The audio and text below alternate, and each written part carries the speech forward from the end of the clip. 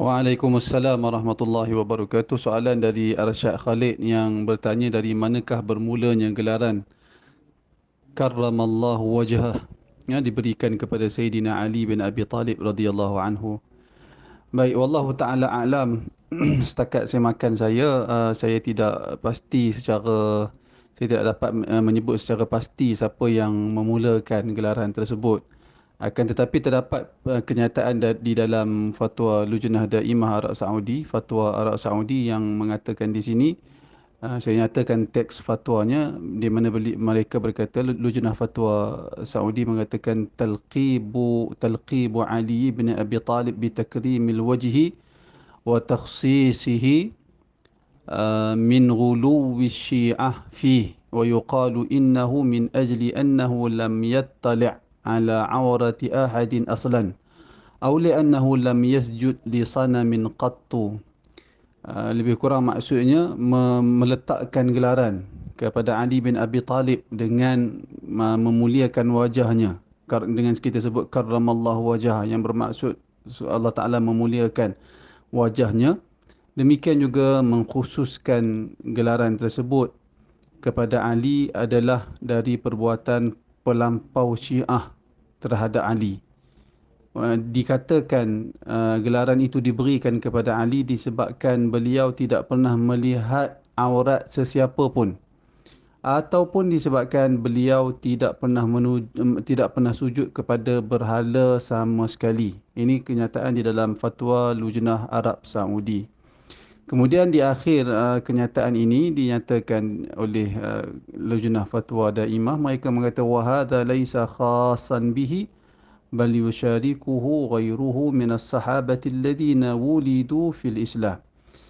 Tidak sujud kepada berhala ini bukan sahaja khas kepada Ali, bahkan sebahagian para sahabat juga ada yang tidak pernah sujud berhala, seperti para sahabat yang lahir uh, ketika telah tersebarnya Islam, seperti Ibnu Abbas sebagai contoh.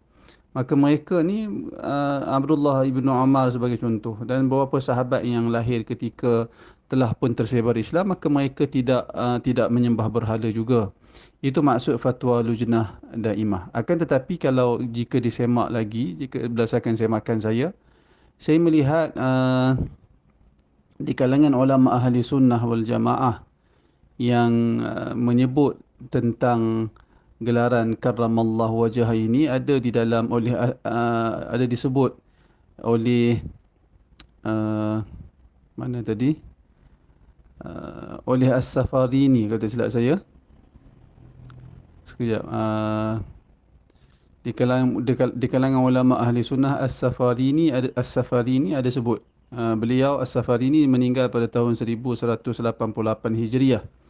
Di dalam kitab beliau Ghidha'ul Albab fi Syarhi Manzumatil Adab, di mana As-Safarini menyebut qad dha'a dhalika wa sya'a wa mala'a at-turusa wal asma'. قال الأشياخ وإنما خص علي رضي الله عنه بقول كرم الله وجهه لأنه ما سجد إلى صنم قط وهذا إن شاء الله تعالى لا بأس به والله الموفق. Yang bermaksud lebih kurang, kata As-Safarini, dia berkata sesungguhnya gelaran karamallahu wajhah itu telah meluas, telah tersebar luas digunakan, sehingga kan para masyayikh, para ulama berkata hanya saja dikhususkan kepada Ali dengan gelaran karramallahu wajhah kerana beliau tidak pernah sujud kepada berhala sama sekali. Kemudian kata As-Safarini, dia berkata wa hadza insyaallah taala la ba'sa bih, dan gelaran ini insya-Allah tidak ada masalah, kata As-Safarini. Jadi berdasarkan perkataan As-Safarini ini, di kalangan ulama ahli sunnah ada yang mengatakan gelaran itu tidak ada masalah, dan memang kita akan tengok sebenarnya di kalangan ulama ahli sunnah ada meletakkan gelaran karramallahu wajhah kepada Ali bin Abi Talib radhiyallahu anhu. Namun kita tak nafikan, kalau kita buat semakan lagi, kita akan tengok di kalangan ulama ada yang tidak bersetuju dengan gelaran tersebut. Antara yang tidak bersetuju adalah Al-Imam Ibnu Kathir. Di dalam tafsir beliau, tafsir Al-Quranul Azim, Al-Imam Ibn Kathir mengkritik gelaran itu diberikan kepada Ali bin Abi Talib.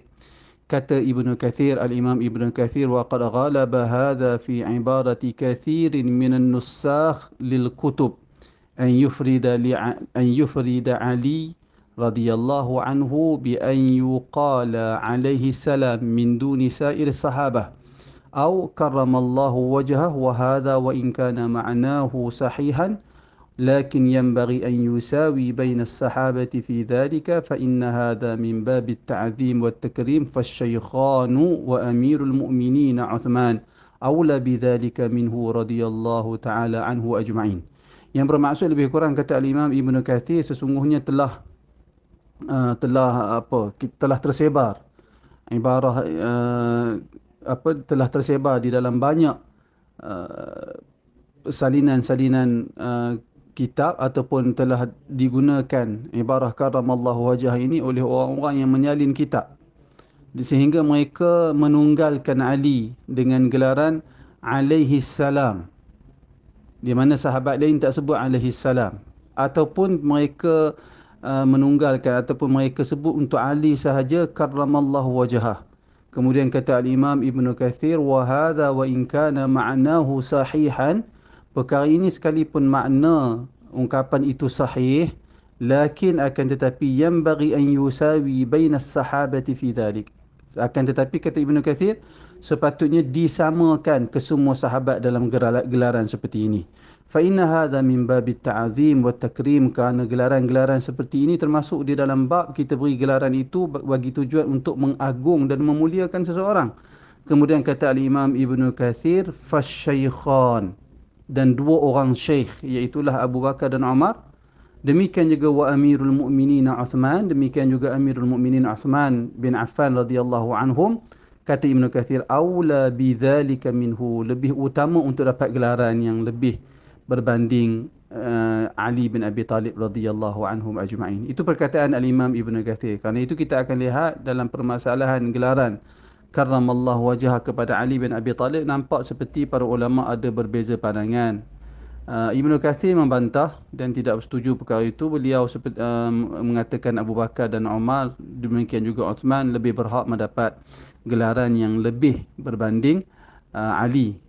Kerana kita semua tahu Abu Bakar dan Umar, dan dari sudut afdaliyah, dari sudut kedudukan sahabat, maka Abu Bakar adalah paling utama, diikuti Umar, kemudian Uthman, selepas itu barulah datang Ali bin Abi Talib radhiyallahu anhum ajma'in. Allah Ta'ala redha keempat-empat mereka. Dan demikian juga kita tengok fatwa daripada Arab Saudi seperti mendakwa perkara itu dimulakan oleh golongan pelampau Syiah.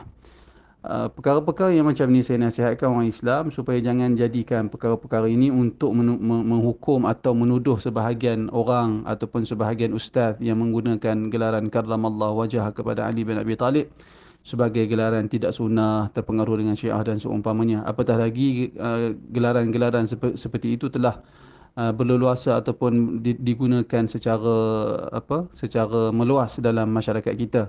Maka perkara ini perlulah ditangani dengan cara yang baik. Apatah lagi di kalangan ulama ada yang memberi gelaran-gelaran seperti itu kepada Ali, iaitulah gelaran karramallahu wajhah. Demikian juga ada yang memberi gelaran dengan gelaran alaihi salam kepada Ali. Saya ingat di dalam Nailul Awtar, Asy-Syaukani antara orang yang memberi gelaran-gelaran tersebut. Jadi kerana itu perkara ini perlu ditangani dengan baik. Jangan mewujudkan permusuhan ataupun persengketaan di antara orang-orang yang berbeza dengan kita dalam permasalahan seumpama ini. Wallah